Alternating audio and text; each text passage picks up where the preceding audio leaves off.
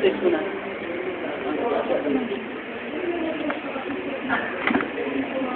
So, sa inyo, pag gumamit kayo ng mga USB installer, ha? Ang tagal talaga sa Windows. So, USB installer ang ginamit niyo, ha? Mag-restart, pupunta ka sa ano. Mag-restart na yung ano.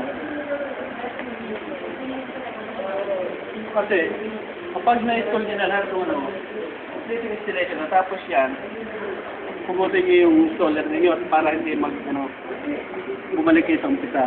Pero kung CD-ROM, ang ginamit nyo, unless na hindi kayo nagpe-press ng kahit keyboard, wala problema. Hindi siya papasok, hindi siya mag-laran ulit. Pero pag ang ginawa ang gamit nyo ay USB, automatic yun. Kasi auto run yun. Run agad.